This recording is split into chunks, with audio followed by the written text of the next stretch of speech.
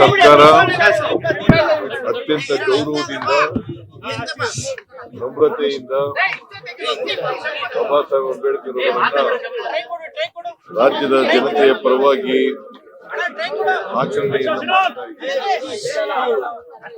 ಬಾಬಾ ಸಾಹೇಬ್ ಅಂಬೇಡ್ಕರ್ ಅವರು ಬರೀ ದಲಿತರ ನಾಯಕ ಸಮಾಜದಲ್ಲಿ ಶೋಷಿತರಾಗಿದ್ದಾರೆ, ಅನ್ಯಾಯಕ್ಕೊಳಗಾಗಿದ್ದಾರೆ, ದೌರ್ಜನ್ಯಕ್ಕೊಳಗಾಗಿದ್ದಾರೆ, ಶೋಷಣೆಗೊಳಗಾಗಿದ್ದಾರೆ. ಆ ಎಲ್ಲ ಜನರ ಪರವಾಗಿ ಅವರೆಲ್ಲರೂ ಕೂಡ ಅನ್ಯಾಯದಿಂದ ವಿಮುಕ್ತಿಯನ್ನು ಪಡ್ಕೊಳ್ಬೇಕು ಕೆಲಸಕ್ಕೋಸ್ಕರ ಅವರು ಇಡೀ ಬದುಕನ್ನೇ ಅದಕ್ಕೋಸ್ಕರ ಮುಡುಪಾಗಿದೆ. ಅವರು ಮಹಾನ್ ಮೇಧಾವಿ, ಬಹಳಷ್ಟು ಅವರು ಅವರ ಸ್ವಾರ್ಥಕ್ಕೋಸ್ಕರ ಓದ್ಕೊಂಡಿರ್ಲಿಲ್ಲ,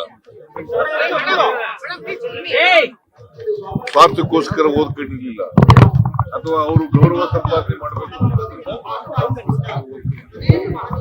ಅವರು ಓದ್ಕೊಂಡಿದ್ದು ಇಡೀ ಬದುಕು ಶೋಷಿತರ, ಅನ್ಯಾಯಕ್ಕೊಳಗಾದವರ, ಅಸ್ಪೃಶ್ಯತೆಯಿಂದ ನರಳ್ತಾ ಇರ್ತಕ್ಕಂಥ ವಿಮೋಚನೆಯನ್ನು ಹೋರಾಟ ಮಾಡಲು ಅದಕ್ಕೋಸ್ಕರವಾಗಿ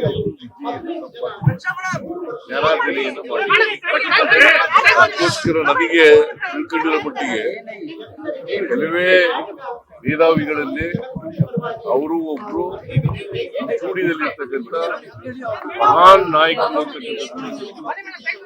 ನಾನು ಹೇಳ್ಬೇಕಾಗ್ತದೆ. ಅವರು ಒಬ್ಬ ಮಹಾನ್ ಮಾನವತಾವಾದಿ. ಎಲ್ಲರೂ ಕೂಡ ಮನುಷ್ಯರಾಗಿ ಬದುಕಬೇಕು, ಸಮಾಜದಲ್ಲಿ ಎಲ್ರಿಗೂ ಸಮಾನತೆ ಸಿಗಬೇಕು, ಎಲ್ಲರಿಗೂ ಆರ್ಥಿಕ, ಸಾಮಾಜಿಕ, ರಾಜಕೀಯ ಸ್ವಾತಂತ್ರ್ಯ ಸಿಗಬೇಕು. ಆಗ ಸಿಕ್ಕಿದಾಗ ಮಾತ್ರ ದೇಶಕ್ಕೆ ಸ್ವಾತಂತ್ರ್ಯ ಬಂದದಕ್ಕೆ ಸಾರ್ಥಕ ಆಗ್ತದೆ.